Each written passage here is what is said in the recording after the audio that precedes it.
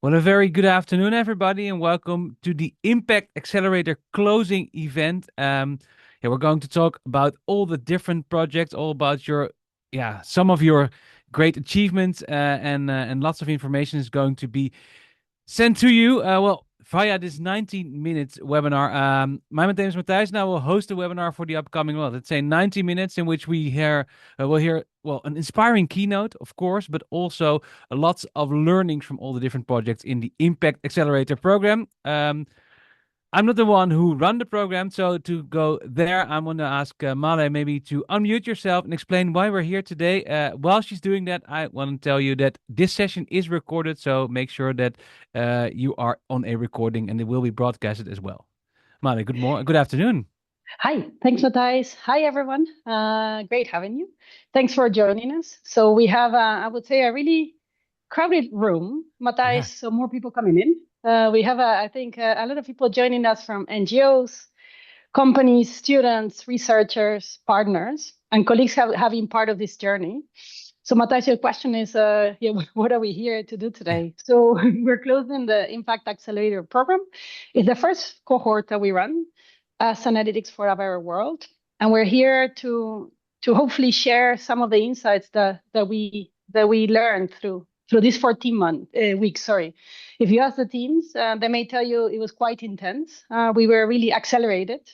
So there were 14 weeks that finished at the end of April, and the program had two main goals. The first one was to make sure that through the 14 weeks, we could address and find solutions to challenges that were pressing the NGOs.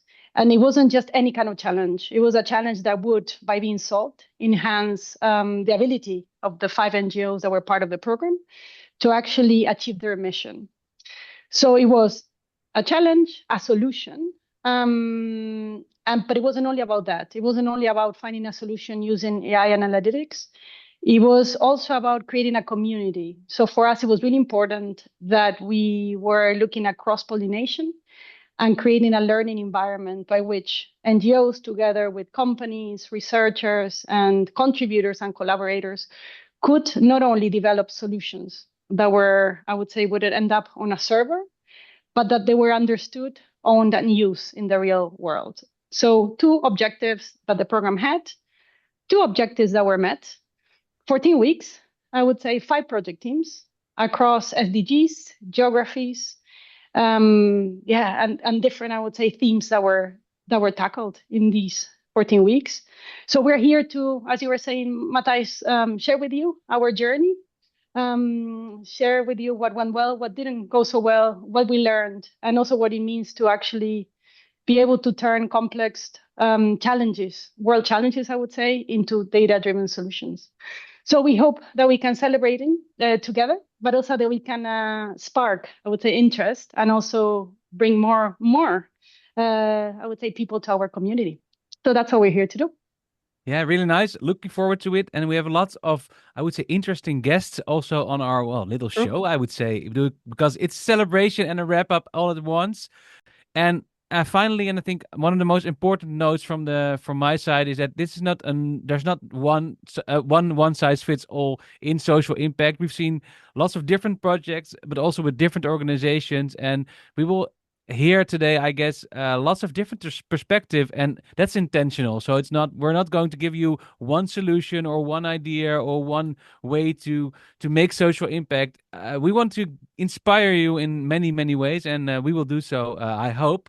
And we will do so with a simple but, I would say effective agenda. We will start with a keynote from Professor Payal Arora from Utrecht University, then dive deeper in, what we say, a roundtable discussion, but it's also maybe a little bit a trip around the world, a trip around the projects with the NGO and expert teams, which I will ask several questions. And if you have any questions, as I said, please drop them so we can share them. So we can share them with the teams and get answers there.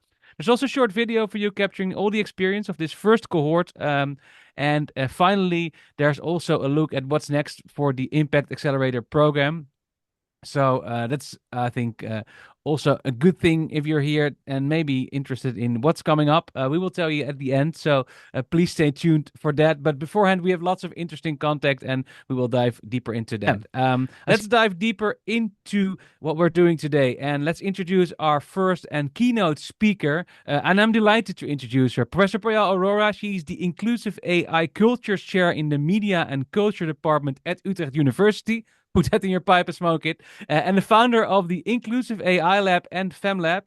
She's one of the leading digital anthropologists in the world with 2 decades of experience studying user experience from the global majority. And her work focuses on shaping inclusive AI designs and policies. She's named by Forbes as a next billion champion and listed among the 100 billion women in AI ethics in 2025. And her perspective resonates strongly with what the ABW Impact Accelerator stands for, using data and AI for equitable real world impact. Payal, we're really happy to have you here, and the floor is yours. Thank you so much for the introduction, and thank you everyone for giving me this platform. So I have 15 minutes, and I'd like to have a pretty frank conversation about my experiences, but because this is really about shifting mindsets and approaches, right? So it helps for you to know that I also wear multiple hats. So besides being a professor, I sit on a number of boards for think tanks like the e-governance, UN, different UN entities, LIR in Asia. So it's, work for Asia.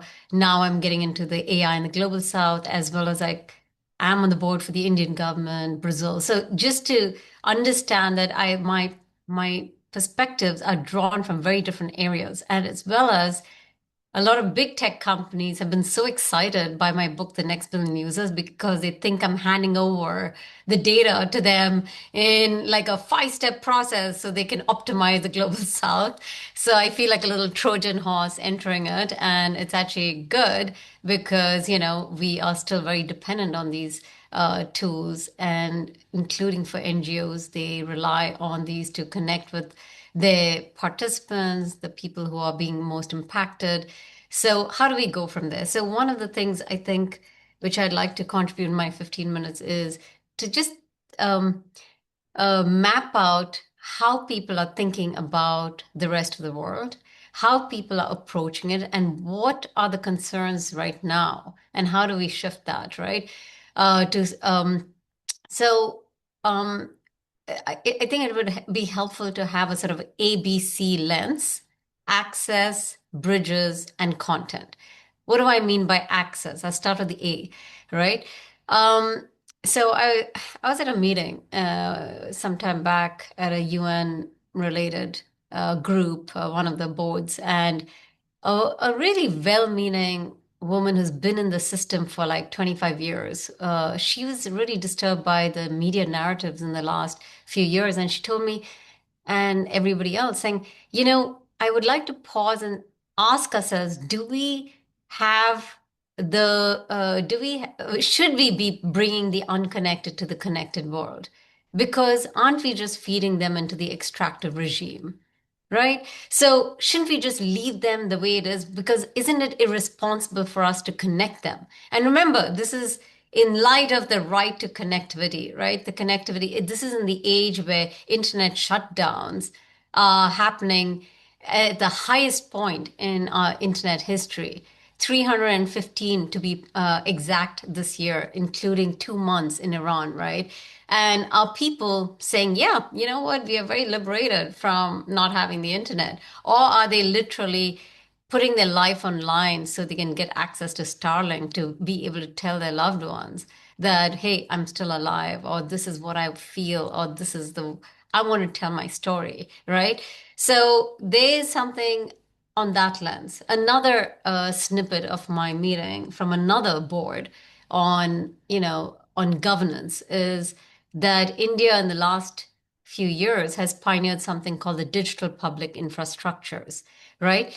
And what's very interesting for those who have not heard of DPI, and for those who have, that's great. But basically, it is a sort of a counterforce to the big tech platforms, right? So we are really concerned about the fact that, while we are doing good on extractive platforms of the big tech. And this, I bet, is, a feeling across board among all of you, right? Because there's a sort of ethical dilemma about I need to use WhatsApp, I need to use, social media spaces, I need to use ChatGPT, but I also hate the guts, right, of these people.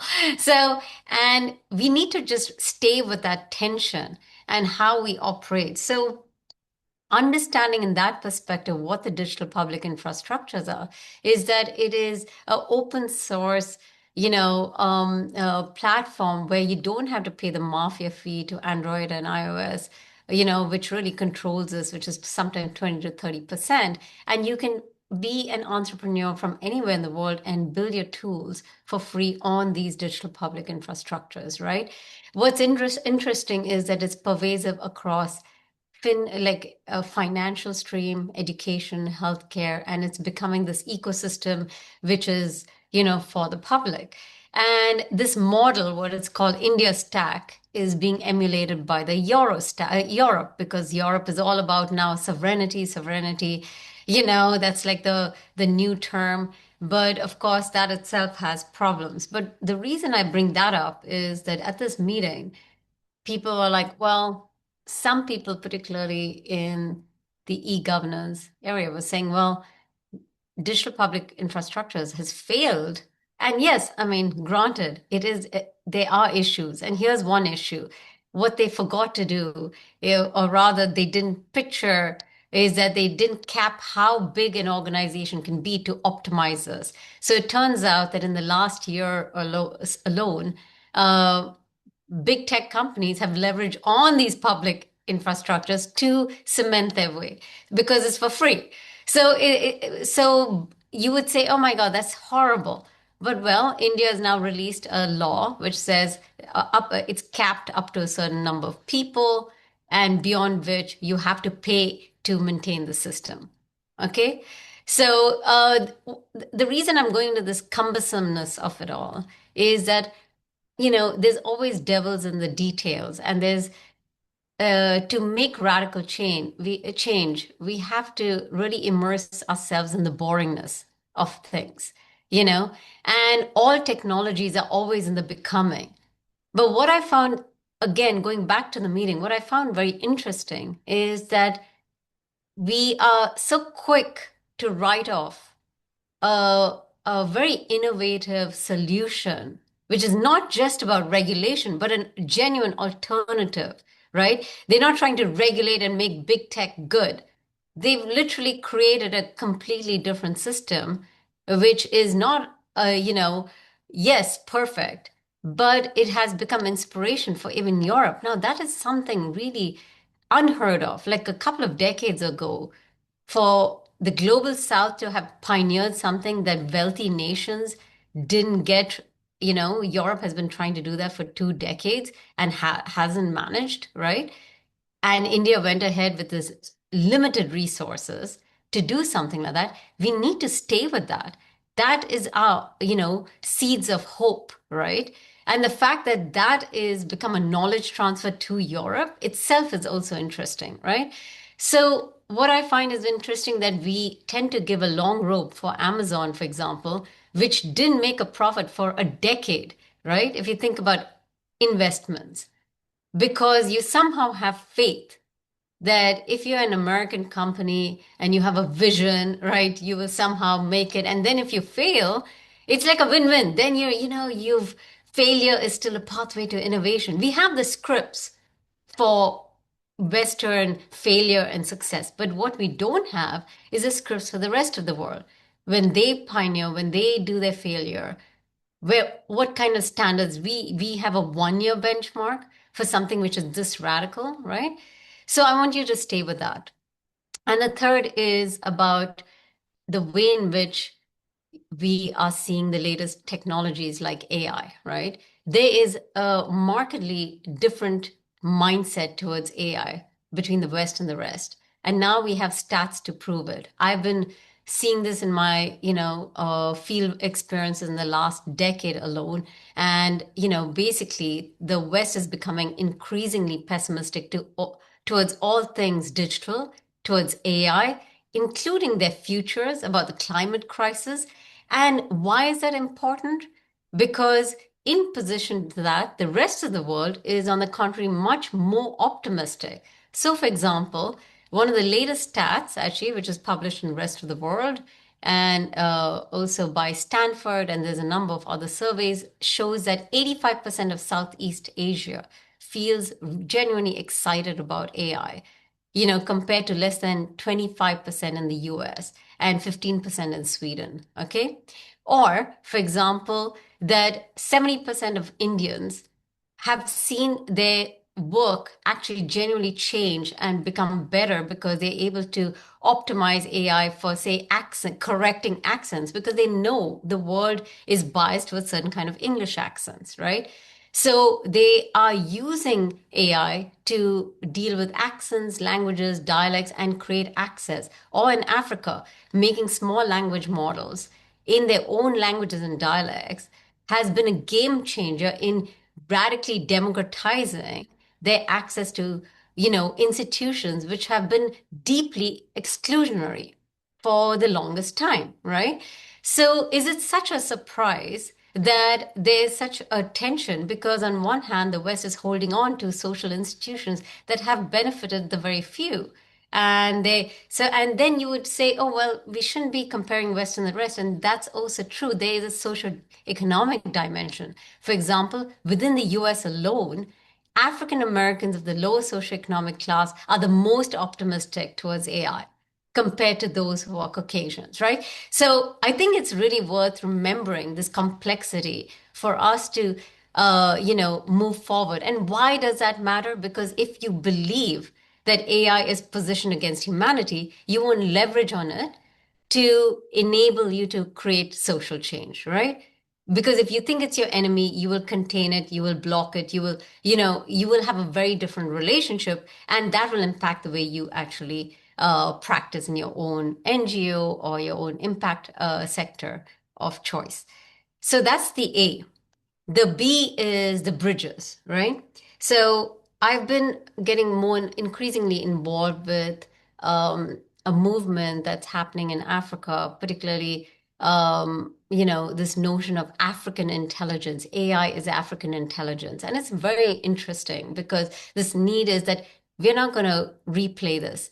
The AI has to be for Africa, by Africa. And it's of course led by the Africans. So I was there for a summit led by South Africa, in partnership with Mali and this Kenya, Nigeria, a whole bunch of ministries, creatives, designers, tech. So it was really a stakeholder group. And it was very interesting because we had this sort of these workshops of what is inclusive AI. Like, so we were leading, Inclusive AI Lab was leading one of the workshops. And what was beautiful about it is whether it was healthcare, where people were like looking at AI in very practical terms, in very rational terms, saying, I'm about healthcare management. I'm working for the government for the healthcare. And what I realize is the interoperability of our institutions itself. If I go to one hospital versus the other, there's different dialects sometimes, different languages. We have all these refugees coming in. So, we need to be able to have these systems which are versatile. And it was so cost intensive that we didn't do that. Or it doesn't get to, like, you have all this medical information that is so full of jargon, and people who don't have that kind of literacies, or patients, or even they are like self-medicating, they don't have these tools. And AI makes it much more accessible. So we would like to put people at the center, our patients, but also our caregivers. We have a huge shortage of nurses. So it was all about human-centered shifts. How do we support people who are in the system from the back end and the front end? And that's where AI becomes meaningful, right? So it was putting the sector at the heart, or somebody who was in Mali was designing new kinds of urban housing. And she feels like she wants to think out of the box. And she uses AI as a muse to brainstorm, also looking at different kind of heritage practices across Africa about redesign and renewables and recycling materials And, so it's very fascinating to be able to feel African, like really connect with the others through the sort of knowledge exchange. But it's like a Socratic method, right, with AI. And I thought that was also very interesting. So all these examples came aboard. And what I found very also interesting is that there's also legacy of many of them said, what we like about the best thing that's happened to us in a way is Trump. Trump calling us all shithole countries have like finally tried to get us together because it's always been African countries pitted against each other, right? Like Nigeria first. Like we're doing the same thing, they said, like Nigeria first versus Kenya first. Who's going to win the AI race, right? When actually, if we want to really win it, we need to pool our limited resources. We need to create pan-African standards so we can actually operate across board. Because right now, look at legacy infrastructures. It's cheaper to fly to Amsterdam if you're in South Africa than to go to, say, Kenya. I mean, because the sort of roots it was a very sort of like, from the sort of post-colonial logic is like still the colony and it's, the colonized were still connected from the old roots. And it was all about not letting other African countries be connected as well, right? So it was all about beneficiaries and donors, right? So I thought that was very amazingly inspirational to think about the logics of how not just human beings travel, it's about how information travels, how data travels, and to repivot. So in the next months, I'm going to be going back there to help to build what is it, like a sort of interoperable standards for AI. And not just within Africa, but why reinvent the wheel? Let's do a South-South also engagement. Because what Brazil is doing, what like the LATAM and what India is doing with the digital public infrastructures and what Africa is doing with data light technologies, which are small language models, why don't we just pool a lot of these? And it's happening, right? So anyway, so I think that I hope is, sort of inspirational. And, the other point I want to bring up is now, so that's the bridges, right? So access we have, the bridges we have, which is really about really making sure we are capitalizing on our demographics, right? Capitalizing on the fact that people are power. I mean, think about this, right? We are in the age where data is king, right? So it's all about the AI, the data race, and the one with the most data wins. But okay, let's take that logic, and if data is currency, well, we have it in the global south, right? 90% of young people live in the global south. 85% of the entire world live in the global south. That is value, that is wealth, right? And why squander that wealth, right? Why not capitalize it? Why not harness? Why not like nurture it into stories of one's own making, right? And so I think that is genuinely really a very inspirational thing that's happening right now. And it is really, I have to say, I feel like I'm on fire when I go there because it's so exciting. The fact that people are so excited about changing the system and listening to each other makes it really very beautiful process. And the third is content. So the ABC, right? Content.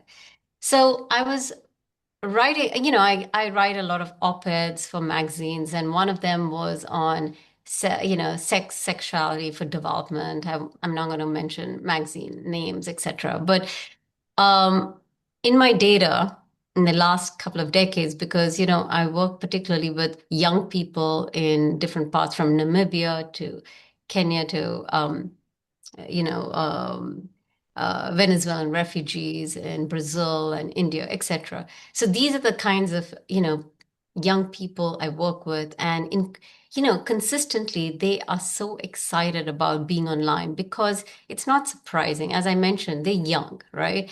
And the fact is, most of these young people live in contexts, conditions, and cultures which are not their own choosing.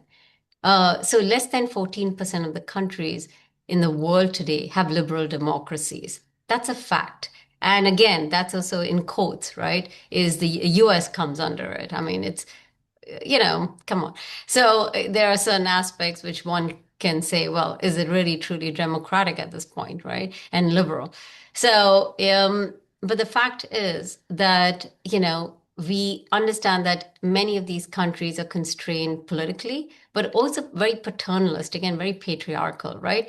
So in most countries, women are second citizens, right? They even have laws that actually are weaponized against women, right? So for whether it's inheritance laws, whether it is about even being raped and being, held for your own rape, right? Like, so victim blaming legislated, or, you understand, and you probably are very familiar with all these gender apartheid sort of approaches across countries. And then, of course, it helps to remember that 65 countries in the world today criminalize homosexuality, many to the point of death, right?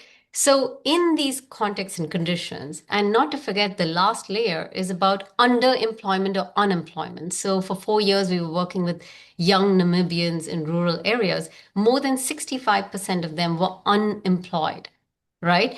So, please, in that context, is it so surprising that they are so enthusiastic about technologies? Because when you're enthusiastic about AI, like ChatGPT, it tells you more about the failure of social institutions than about the technologies itself, right? It's always relative to what. So it does help when ChatGPT tells you, if you are from Uganda, that you know what, you're not a freak, you're not pathological, you don't need to be criminalized. It's normal, right, to be a homosexual. That is a matter of life and death. If you're an Afghanistani girl where you're banned from being in school or having a job, of course it matters to be online and to be connected and to have some kind of learning and experiences, through these AI tools as well as on social media. You're rehumanizing through that sort of singular, this is a word that kept coming up again and again, lifeline, right? And is that again so surprising? So, all this is very visceral, it's all very real. And so that actually is the fodder to the sort of rational optimism towards these tools. And when I was telling you about this magazine that I was writing about in terms of sex and sexuality, most countries don't teach these topics, right? It's taboo. I mean, I'm from India, I was born and brought up there. And I come from a middle class, very educated family, and nobody really talked to me about sex and sexuality. I went to Catholic school, so it was all about how evil it is, right? So basically, you learn from some girl who tells you that, oh, if you kiss, you're going to get pregnant. And that was my experience. And, things have not changed that much in terms of the sex and sexuality education. So when I was writing for this magazine and I brought that up, they asked me to remove that section because they said their funders were evangelicals and that they wouldn't appreciate that I was writing and it would give ideas that we are promoting sex amongst people. But they would rather promote abstinence and they would rather promote fertility.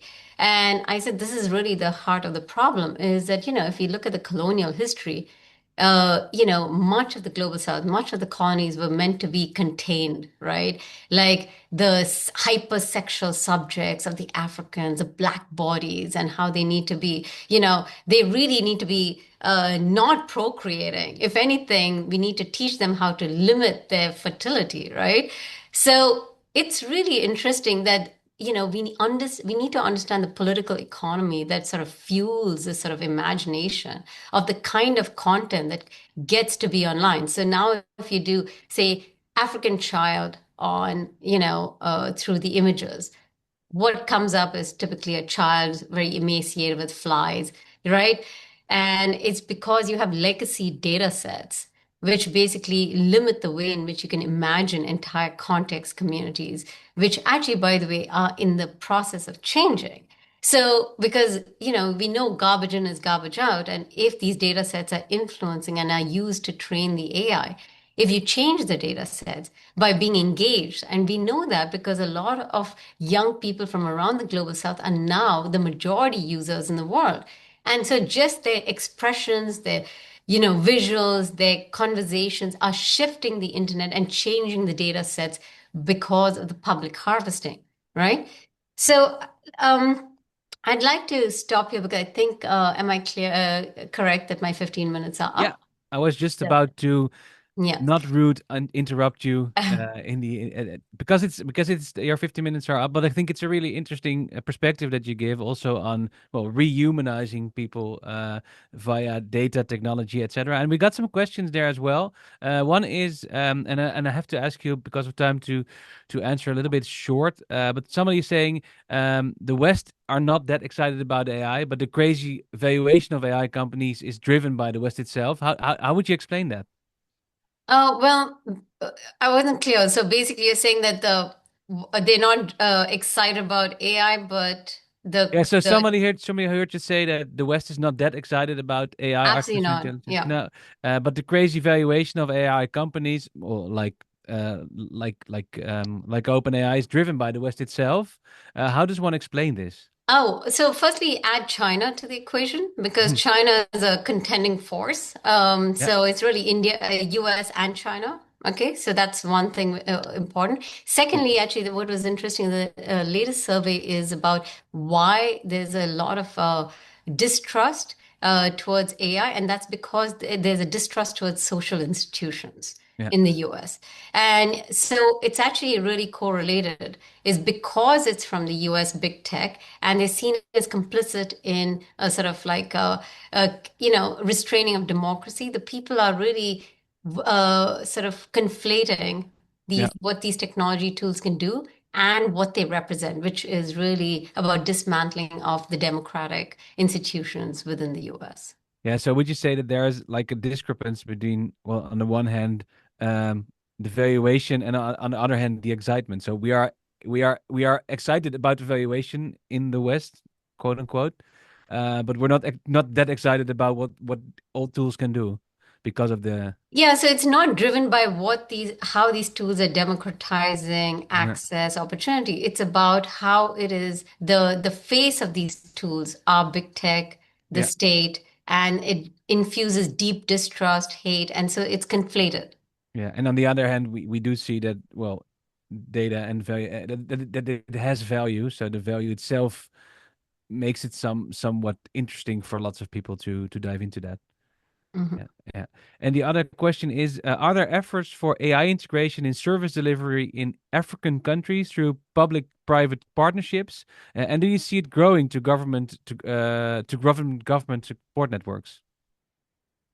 Yeah, so like I said, there's so much happening, partly because of see, everything is a partnership. There's no such thing as like that you can do this alone. These are extraordinarily expensive, infrastructure building, and it requires, and people, I think one of the issues though is people tend to put a lot more weight on who owns the infrastructures Yeah, and far less weight on how these infrastructures are used. And I think one has to, or even governed, right?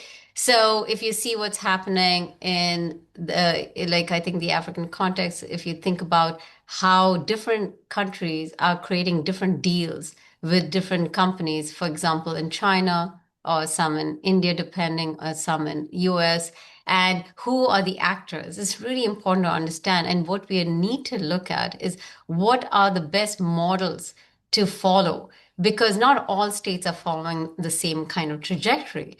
So you see a lot of signing of deals. In fact, what's even more interesting is, for example, Egypt and Europe have actually signed a deal. So we have to also look at a north-south, because Europe also recognizes it requires, it needs to be competitive, but it yeah. doesn't have the youth dividend. It's an aging society. So they're partnering with India, they're partnering with Egypt, they're partnering with many other countries. And this is going to shift the way in which these, ecosystems work. Yeah, and what you're also saying is that well, the data sets, our legacy data sets, they're old and they're being renewed, and still the training models are being renewed. How would you say we can connect the global south better to those, um, well, to those developments? Yeah, so one of the things is that we are not trying to do a small version of Silicon Valley. We're just Yeah, trying to do something very different mm, because, and it's already happening, right? So you see in the past, couple of decades ago, we just like followed to the pathway of what was happening in the West. And a lot of development agencies also function as a way with one template. There's one template that everyone aspires to. Now it's more about there's a lot of push for sovereignty, which translates into, very small targeted data sets. For example, if you're in a healthcare, it's a very limited kind of data sets that we need. And it's also high risk because this is it requires much more careful handling because of privacy matters, right? So we also see it's much more effective because it's also good for the planet. It doesn't use that amount of resources from water cooling and and energy. So, and that's a much more sustainable model across the world, which actually, by the way, needs to be exported to also the West that are some of the biggest perpetrators in energy consumption, right? So if we in, say, Europe are talking about we need to be more sustainable, we need to learn from the global South because for them, it is survival, it is existence, right? And I think those are models that can be even exported, not just across, say, Africa or Latin America, but within the West. Yeah, thanks. And your answers already are raising lots of new questions. Unfortunately, we have to move on because we have a tight schedule today. Thank you very much, Professor Payal Arora, for joining us and giving your perspective on the world of AI and the world of data and how we can, well, use it for good. I would say to use it to improve as a society. Thank you very much. Thank you so much, and I really appreciate this time and platform. Nice. Take care. Thanks a lot. Because we're moving on before we go to deeper into, well, really the closing of the Impact Accelerator program, and we will listen to some of the people involved after we. But first, I wanna check how the projects were actually, and to give you a sense of what this journey felt like from the inside, from the projects themselves. We collected all the experience of the first cohort, and we created a short video out of it. You hear directly from the NGOs and the experts about their challenges, breakthroughs, and what they're taking forward. Afterwards, we will talk to them, and you have also the opportunity to ask questions. But first, let's see the video. Fewer than 1 in 5 of the UN Sustainable Development Goals targets are on track. Across the world, frontline health workers lack timely access to critical information. Organizations addressing these challenges hold valuable data and deep, on-the-ground expertise. Yet much of this potential remains untapped. Welcome to the Accelerator program by Analytics for a Better World. Analytics and AI have the potential to accelerate the work of every mission-driven organization. The Analytics for a Better World Impact Accelerator program unlocks the power of analytics and AI for mission-driven organizations, helping to accelerate progress toward the UN Sustainable Development Goals. It's not only expertise on AI or only on analytics. No, it's really on all the areas of analytics that makes it such successful. Even if there's needed that you have to do some research, that you have to do to develop new methods, then that is possible because also universities are involved. We want to transform the current 100% vehicle-centric model that humanitarian organizations are applying into a more sustainable model where alternative, low and zero emissions solutions are considered. Basically, the Impact Accelerator program and the way how we are working together really helps us to work with the front runners to help them guide their decisions on switching to alternative transport models that are low and zero emissions. But it also serves the skeptics to gather some data and to get them some evidence to help them make that switch as well. By participating, organizations strengthen not only their own capabilities, but also contribute to a broader network of impact-driven collaboration. NGOs, data scientists, researchers, and private sector experts collaborate closely. The thing I'm most proud of is that we established a diversified project team and deliverable, tangible solution within a short time frame. Together, they co-create solutions that are practical, scalable, sustainable, and centered on people. It was essential to engage frontline health workers in the co-creation process because we needed to understand what their needs were and develop the chatbot tailored to those needs. Frontline health workers were not behind the scenes, they were at the core and center of the development of this solution. The impact of the program extends far beyond individual projects. What I really liked is that you build trust with people from another organization that is different than yours. You will step in the unknown and get to know people that are outside your normal customer bubble. You can work in an environment where your skills and expertise can really contribute to a better world. Organizations leave not only with solutions, but as a part of a growing ecosystem, equipped to scale and sustain their work over time. This ensures that every contribution continues to create value long after the program ends. We have a very strong belief that water is life. This tool will enable our engineers to meet this motto. The product being placed is going to improve the experience of children by identifying gaps and allowing for the team to improve the program and as a result change the experience of the children on ground. The Impact Accelerator was designed to address real operational challenges for non-profit organizations, especially organizations with little to no access to mentorship programs. By combining domain knowledge and analytics, we are creating solutions that are practical and impactful. From AI agents to predictive models, these solutions can be adapted and replicated globally, expanding equitable access to essential resources for underserved communities. At its core, the program is driven by co-creation, inclusion, and human-centered technology. If you're an NGO doing fantastic work, making great impact, then make sure that you apply for the next cohort of the Analytics for a Better World program, because it would give you the opportunity to scale up your impact using artificial intelligence and data analytics. If your organization wants to demonstrate or visualize impact, then this is definitely the program for you. Do you want to contribute to an ecosystem dedicated to systemic change, powered by analytics and AI?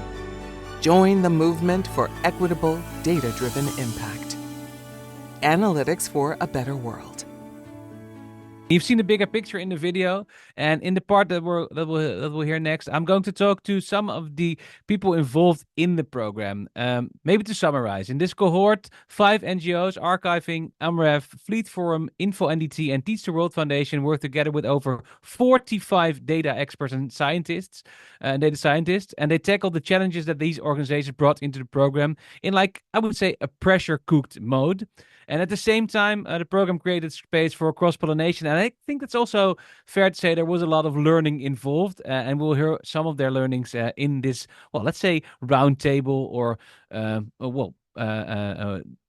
challenge or journey around through all the different projects.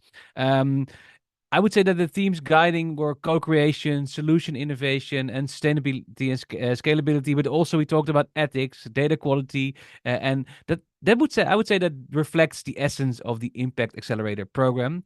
No textbook things here, just really organically emerging things from working session, conversations, and reflections. And they capture the question that teams had. And we're going to talk about lots of questions that they had. You saw some in the video, and I got a message from someone who did not really saw the video. It was a little bit hicky. If it was, we will share everything afterwards as well, via email and also via the link in the chat, so you can check it later on if you want to re-see it. And if you saw it, perfectly fine. I think it's also very nice to see it again, because it was a beautiful video with beautiful learnings as well. Well, congratulations, first of all, to all of the people involved. But before we, but now I think it's time to dive deeper into what's happening. And maybe we should start with the project that Fleet Forum did together with ORTEC. From Fleet Forum and ORTEC, we have Cyril and Frank here. To start with you shortly, Cyril, what was the problem that you were working on? Hi, and thank you for the opportunity. So the project we're working on, actually, the tool that was developed in the framework of the Accelerator is a foundation for a pilot project that we are leading in Lebanon. That is the Interagency Mobility Plan Development that involves 8 humanitarian agencies. And the tool developed was really meant to generate and shape evidence out of the historical data of the participating organizations, may it be different organizations, sorry, to shape the evidence of the potential gains they would have, may they be financial or environmental, to shift away from a car-centric model to utilizing a more sustainable way of moving, maybe ride sharing or public transportation. Yeah. Over. Yeah. And if I'm correct, together you build like a mobility dashboard that connects travel data from different MGOs, sees patterns, identifies shared journeys and things like that, right? Absolutely. The idea was really like to have a dashboard, so like the different participating organization and counting would be able to see as a group, as a community, as a sector, their impact and also the potential of shifting their practices. Yeah, and well, I think it's fair to say that was an inspiring project. And I'm also curious, how have the current political and economic conditions affected your ability to collect all the data, text a solution, and work with local partners? Since lots of things are happening in the world today, and did you need to do any adaptations to keep the work moving because you only had 14 weeks and there's a lot happening? Yes, exactly. The pressure cooker or the accelerated mode is really to be acknowledged, and it's true that the country where we implement the project is Lebanon. So the beginning of the accelerator went as planned, but early March, the massive humanitarian crisis was triggered by the targeting of civilian populations by the Israel Defense Forces. Of course, that generated that the humanitarian sector in the country rush into their core mandate, giving assistance to these displaced people. Therefore, it has shifted the way we have implemented the things in the course of the accelerator. Yeah. And Frank, you work together with Fleet from the ORTEC side. How was your collaboration? Maybe to start off with. Yeah. So thanks. So I'm Frank. I'm a data engineer from ORTEC, technical lead in the project, and yeah, the collaboration was really good. So we started already off with weekly working sessions, which were very valuable to really get into the head of well, what is the problem? And I must say that I think I said it last week to Sriel and Teresa. I wish every customer I had was this cooperative and thinking along with what are the challenges they have and how would they like to solve it, and that enabled us also to really get that impact that we want to achieve, of course. So that was great. And if you think back over the past 14 weeks, what would you say was a concrete moment where co-creation really clicked, and what made it possible? So you already said it was you had a collaborative client, so to say, but what are other things that worked for you? Yeah. So for me, one thing that really stands out was I think it was a couple of weeks back that I needed to prepare a demo with Sriel, and one-on-one we were going through the tool and really using it from scratch basically, and then you really go into that flow of, oh, I'm a user, how I'm using this, and then all of a sudden you just spot irregularities and you start to discuss things. Oh, maybe it should work like this or this, and I think that's very valuable to sometimes, especially as a technical guy, stand back, go back from the tunnel vision where you're creating one really important thing in your tool, and look at the broad picture. What are we solving? How is the user seeing this, and what is the impact we're making? Yeah. So I think that one-on-one interaction is really key in these kinds of projects. Yeah, and we're talking a lot about, of course, about the technical solutions, but would you say that the human aspect in, well, making it happen is maybe way more important than just the technical solution itself?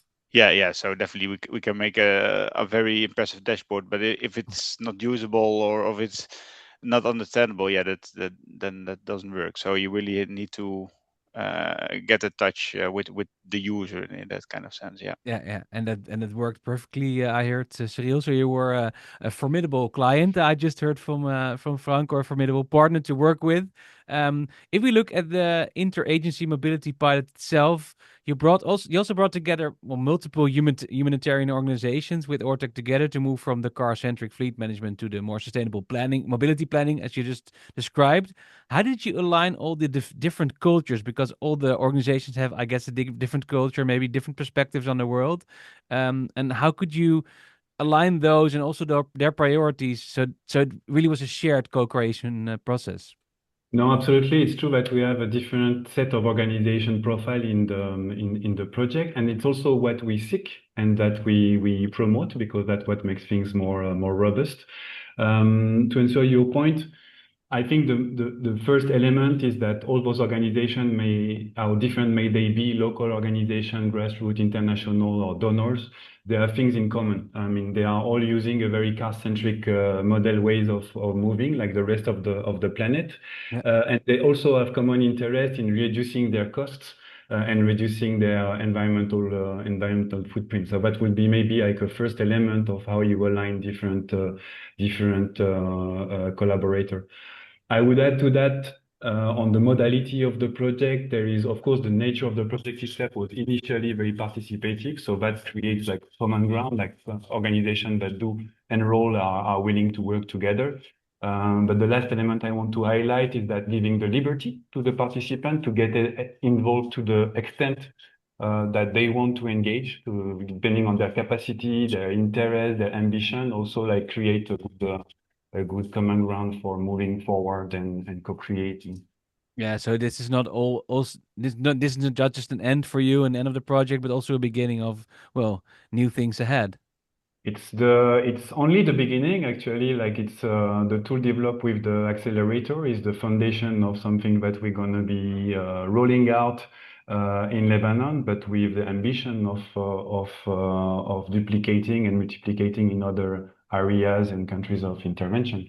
Yeah, thanks a lot, Cyril and Frank, for your inspiring words, and really looking forward what's happening next there. Moving on to the next project with ProRail and AMREF. ProRail is, of course, for people that know it, the Dutch government organization responsible for construction, maintenance, management, and safety of the national railway network. And together with AMREF, they worked on a very interesting project. We have Floris from ProRail here and Dennis from AMREF. Maybe shortly, Dennis, can you tell us what you worked on? Yes. So together with ProRail, we worked on a groundwater mapping tool that we hoped will enable us to, of course, use AI and data science to try and predict groundwater potential. Yeah. Of course, in 2 regions, we thought to look at the northern part of the country, that is Turkana County. It's very dry. I think it's one of the driest areas in the world. And then, of course, another region called Narok County. That's around 3 hours from and I read that about half of the borings actually fails, right? And this was one of the reasons that you wanted to work on this project. Yeah. Absolutely. So why I wanted to work on this is just to try and see that bore drilling is such a manual process. So you have to rely so much on desk research, trying to see how the number of balls that you've drilled, try and predict using, of course, your brain. But of course, we know that there's quite a lot of data out there. You can use things like rainfall patterns, remote sensing data to help you predict some of these things. So we thought, why not combine all this together with ProRail to combine all these data points to see if that can help us predict better. Yeah. Yes. Yeah, thanks a lot. And Floris, you work at ProRail. Normally, of course, as I said, on the Dutch railways. Now you worked on a groundwater intelligence solution to improve borehole success.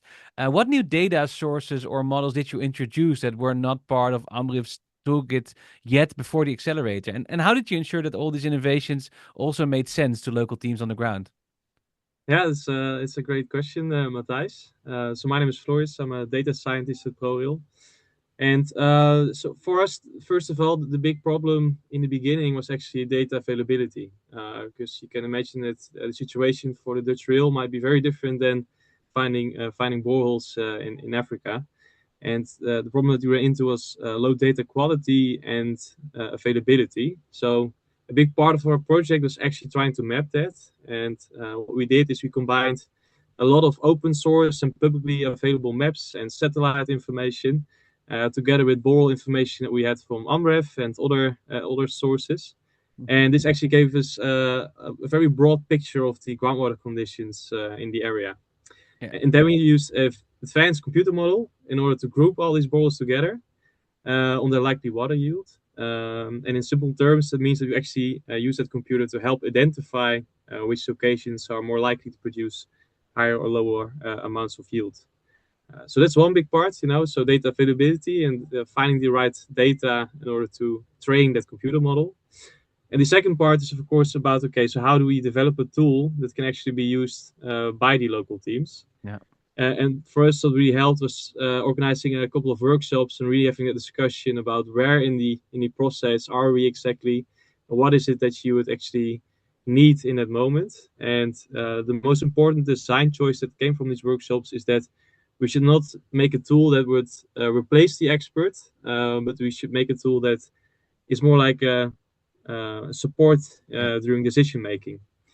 It provides useful guidance, but final decisions should always involve a local expert and the technical professionals.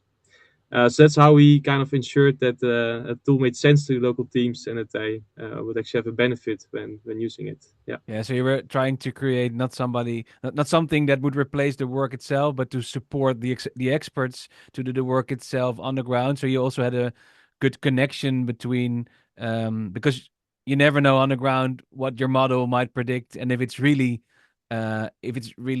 valuable information that works, right?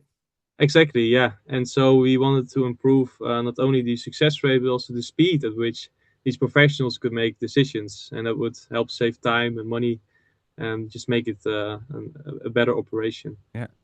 And then if the solution reaches its full potential in the upcoming years, what would you say is really different for the communities and the partners you serve? Yes, so Flores already mentioned the issue around improving saving on time and of course saving on money because drilling a borehole it's quite expensive and of course not only the money that you use to sink the boreholes, but of course the money that you spend on experts. So what happens is that we hope that of course we've been having a 60% success rate so far. So we hope that the model will help us reach to around 90%. So that's a 30% improvement, maybe in the next 1 or 2 years. And that, of course, means that more money to reach more people.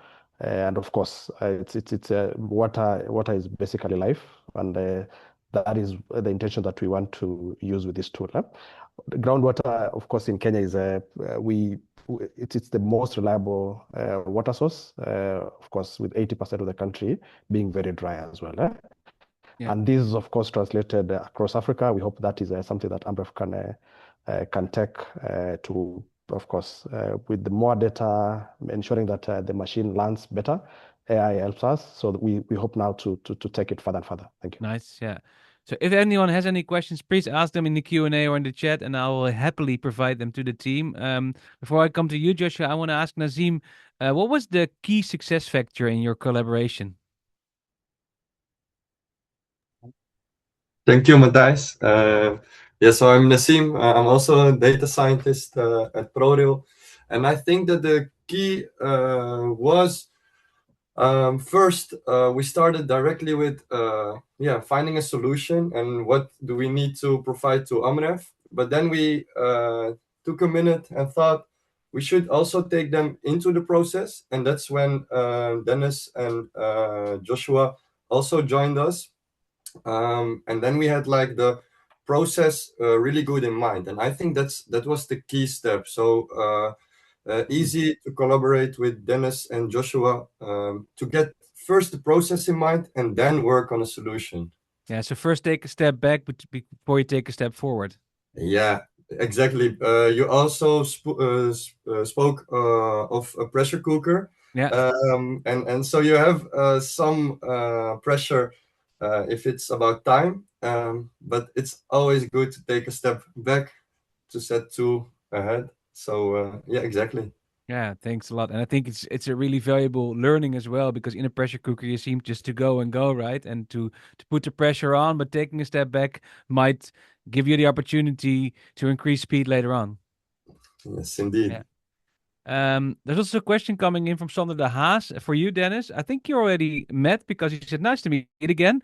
Many years after the SWA program, he was wondering, with the tools and maps and approach, will the tools, maps, and approach be made available publicly so others can benefit from it too?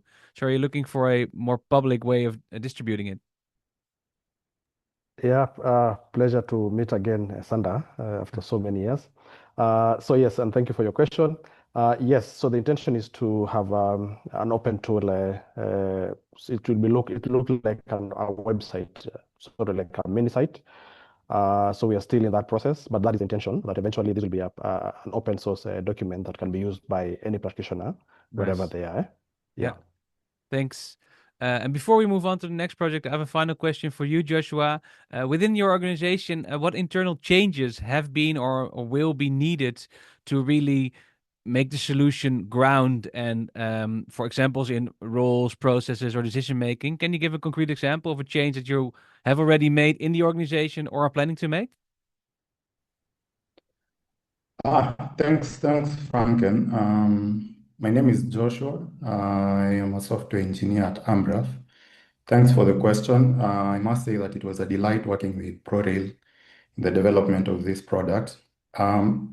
Immediately, I think some of the interventions that we want to set in place internally within our teams is we intend to train our engineers on how to make use of this tool within their current workflow.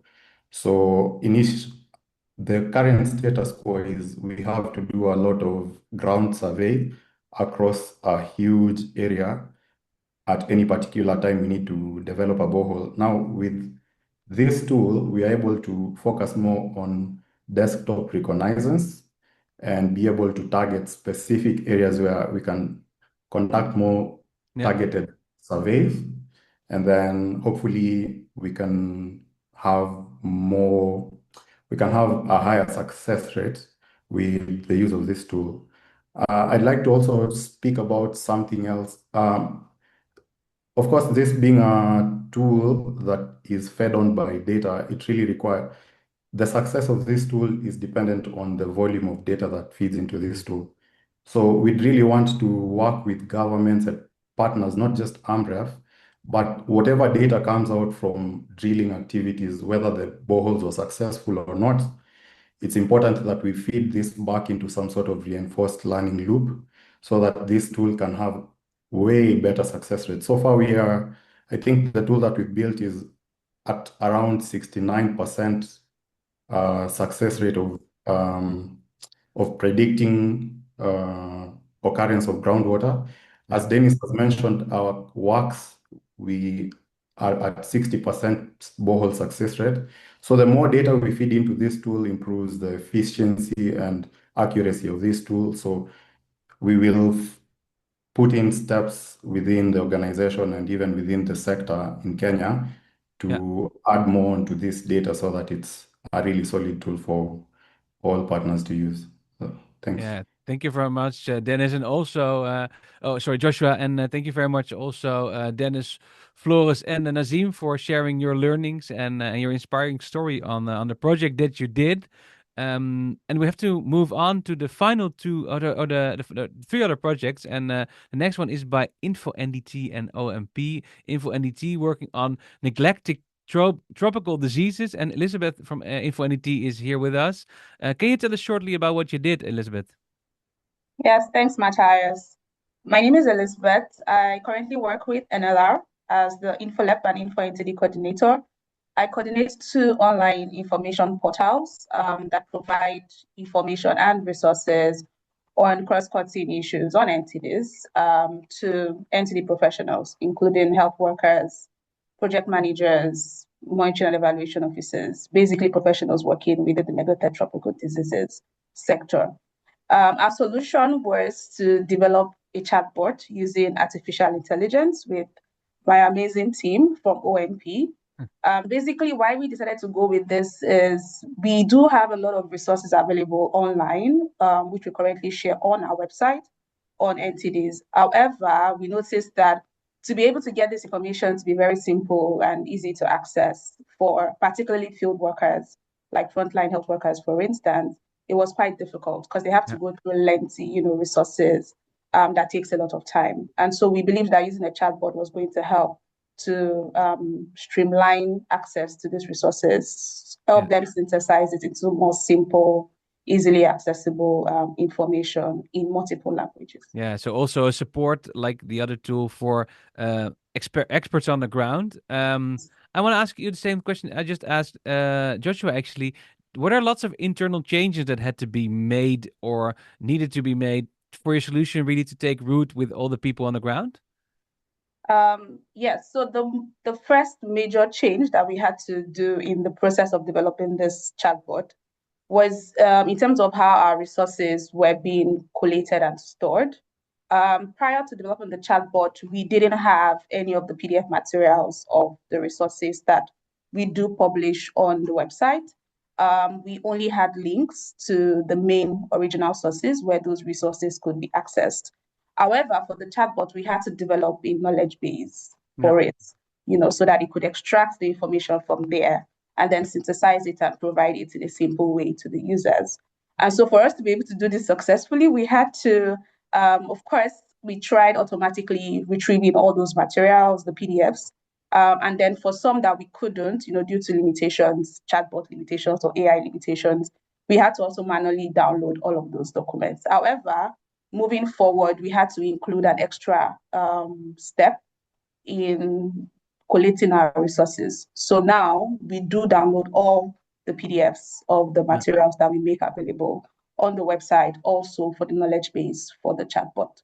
Yeah, so I guess all the shared information had to come together one way to really create a chatbot that worked.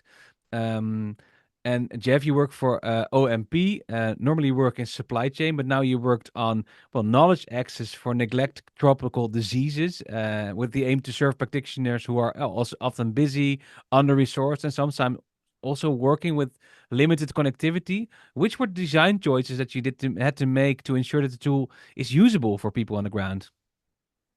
Yes,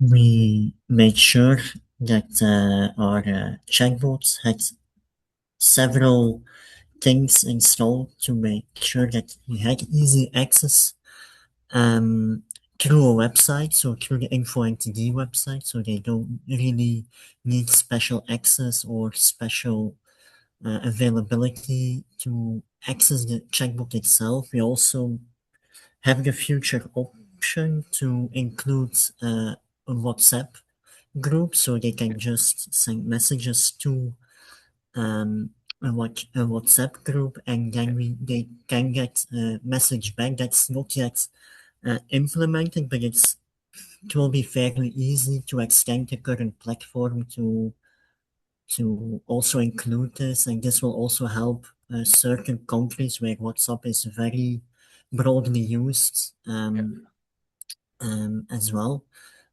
Also, because of limited connectivity, we also decided to only use text and not pictures in the answers, so that they can just send a question to the chatbot and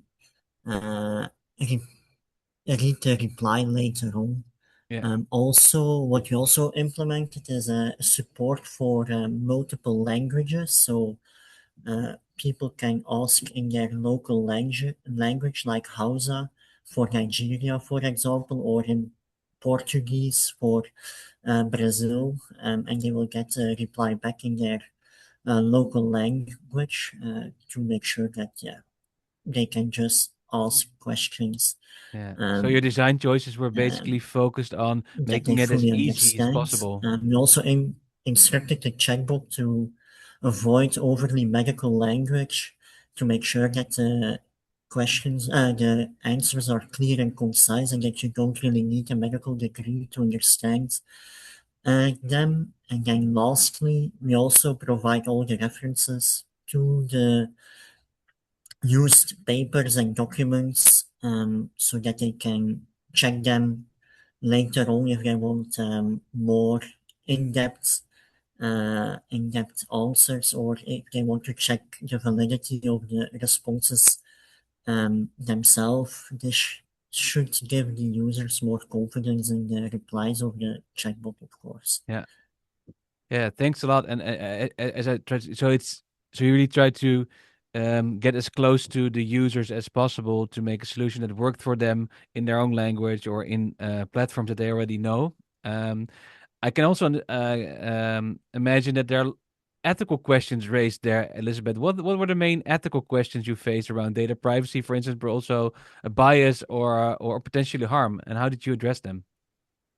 So one of the major concerns that users had when we were sort of doing the needs assessment phase of the project was they wanted to be sure that the information that were going to be provided was going to be reliable and, trustworthy.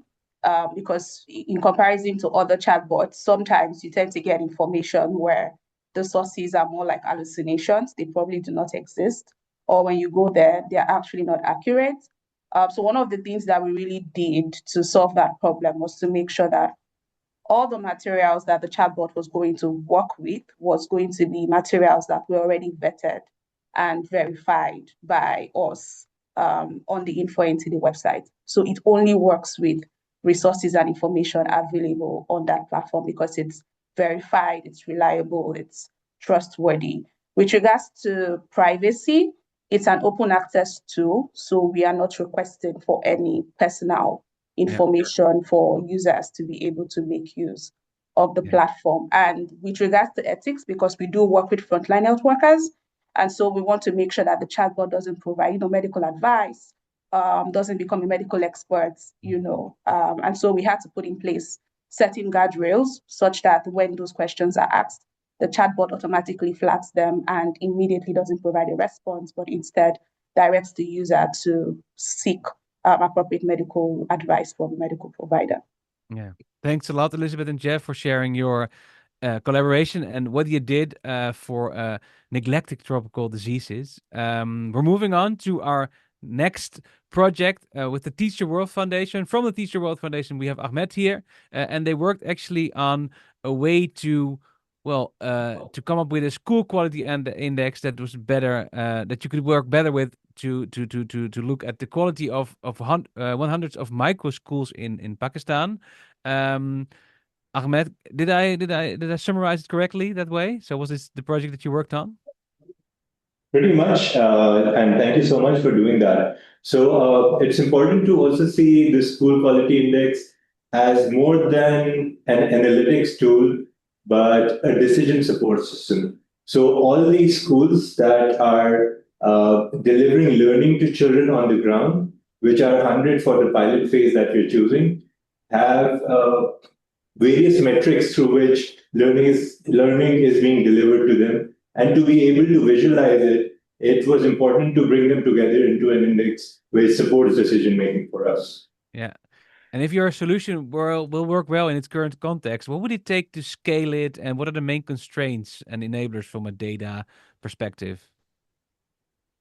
So there are going to be three main constraints that we've tried to work on. And I think from the data perspective, I would like to have Bas speak a bit more about it, and then I'll come into the partnerships perspective. So Bas, if you want to take this bit of the question, please. Oh, sorry. What was the question, Matthijs? Yeah, so if you want to scale the solution in this current context, what would be the main constraint and enabler from a data perspective? I think the data definitions, which comes in as input for our data pipelines. And of course, we've built some strong data pipelines with many data quality controls. And it's quite robust on different inputs, but still the data definitions, the semantic and the way it's defined, that is key So while increasing the number of micro schools or scale it up, it's always I think a challenge to keep on the data lineage and the data quality definitions and controls. Yeah, thanks. And you're one of the expert volunteers, boss. So you worked with this project from that role. Maybe to get back to you, Ahmed, can you say something about the constraints and enablers from the partnership perspective? Yeah, so as Bas laid it out about the data aspect of it, so it is very important that the data flows into the system in a very specific format and that it is collected to a certain accepted quality. When we move it to the partnership perspective, it is more than just aligning multiple agencies for utilizing the product, but also making sure that their pipelines are similarly aligned going into the system. So the plan that we have here is to pilot this initially within our ecosystem of the 100 schools that we are operating, and then eventually scale it to the government, which is our partner, and they have 40,000 schools that can utilize this. So in terms of partnerships, the main constraint that we see, which we are lucky that we're working with the government that is in terms of innovation better aligned with some of the private organizations that it works with, including us. So their data pipelines need to be aligned to how the system is designed. But the good thing about the index itself is, or the ecosystem of the index, is that it is fairly adaptable and it can be done in order to suit the data architecture of the government itself. Yeah. And what would you say then, if you're talking about the partnership perspective, what co-creation looked like in practice as you negotiate also what quality means for the different stakeholders? Well, co-creation here is essentially a coming together of different lived experiences of how we've treated data and AI in our past roles and contexts, right? So there, of course, is a very stark difference in how data was treated here in Pakistan compared to there in the Netherlands or in different places where the volunteers were coming from. But the clear distinction that we made was that any context of how the data needs to be utilized is then going to come from the stakeholders themselves. So we conducted workshops, even before the starting of the Accelerator, we conducted workshops with children that were in these schools, with the facilitators that were delivering learning and their parents. And that understanding we passed on in terms of what are the points on which quality needs to be assessed. How it will be structured into a derivative was defined by us as an organization, Teach the World, alongside the volunteers from ABW, who then structured it into the dashboard and how it needs to be displayed for best decision making. So co-creation itself required a lot of adjustment of expectations and definition of roles that in the initial couple of weeks we were able to sort out. Yeah, thanks a lot, Ahmed, and thanks a lot for talking about the Teach the World Foundation. Also mentioning the expert volunteers that have been working on a project like Boss, but we also have Stefano here. And can you tell us what one of the lessons is as an expert volunteer from this accelerator that you would share with another NGO or company considering a similar AI or analytics journey? Yes, thank you, Matthijs, and good afternoon, everyone. So my name is Stefano, and I'm one of the master students in data analytics at the University of Amsterdam. And I've been working as one of the data volunteers on the project with the Teach the World Foundation. One lesson I learned throughout the accelerator is don't start with the data or the technology, start with the decision you want to improve. When I joined the project, I think my first instinct as a data student was quite tactical. I was thinking about the data, the indicators, the dashboard, and how we could bring everything together. But quite early in the process, I realized that the real challenge was not just analytical. The real challenge was understanding what Teach the World Foundation actually needed. We were working on a school quality index. So in simple terms, that's one clear overview that helps Teach the World understand of which schools are doing well, which schools may need extra support. But in one of our meetings, we realized the school quality sounds simpler than it actually is. For one person, school quality might be the student attendance or the learning process students make. Yet someone else might think it's more about the amount of dropouts a school might have. So before we could build anything meaningful, we had to slow down and ask, what does school quality really mean? And what decisions should our tool help teach the world make?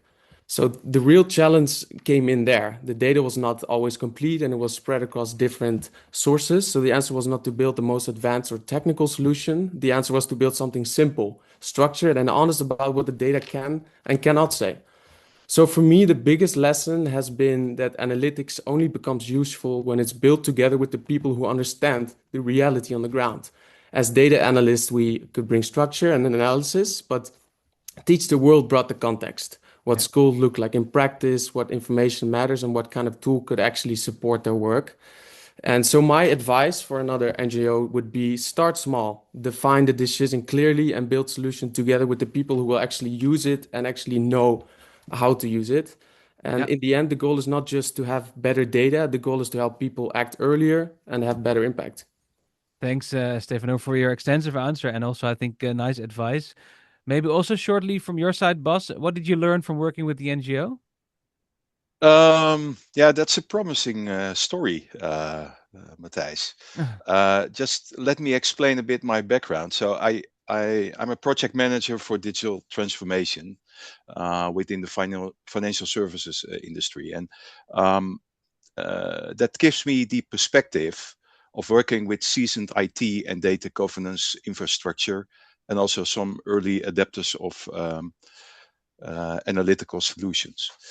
And what I've learned while working with NGO like Teach the World is that we've co-created the product in a very short time frame, but that the absence of having seasoned data governance and infrastructure as starting point did not prevent us to make impact. And that seems to be a very, very good story. And, while working with Teach the World Foundation, we bridge all those gaps. And we've experienced a lot of energy that starts to flow when you combine domain experts with analytical experts. And the complementary skilled team felt like working in a startup company. We've built many things from scratch that might feel unreachable at first glance at the start, like clear requirements, like Stefano and Ahmed explained. But also we've set a data governance, some data infrastructure, solid data pipelines, integrated all kinds of data streams together, provided that into a dashboard, and that all with open source and scalable technology. And to summarize, in co-creation with Teach the World, we've made impact in a very short time frame, and that should encourage other NGOs to experience the same journey. Yeah, that's a promising message, I would say. Thank you very much. Thank you very much, Bas. You were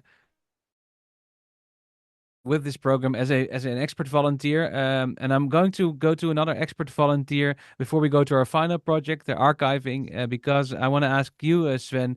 You were involved in a lot of the different projects in different roles. What was your main lesson from working with the NGOs, and maybe also change the way you think about working with AI and using it for social impact? Yeah, thanks, Matthijs. So to clarify, with KPN and my team, we were involved in work together with the archiving on a project, and next to that, myself and other person in my team did some workshop or trainings on content, and one of that was about our responsible AI framework that we developed within KPN to make sure that if we implement AI in or for the company, that we do that in a responsible way.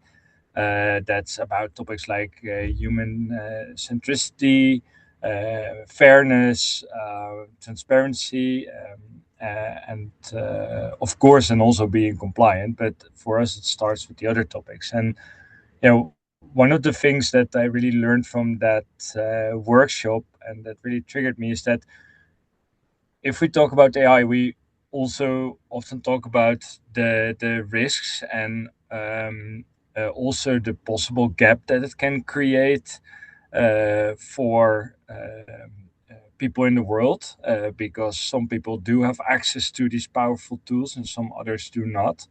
But what really was triggered in the conversation there for me was that it's also a huge opportunity to create actually a more equal world, because if you do it properly, it's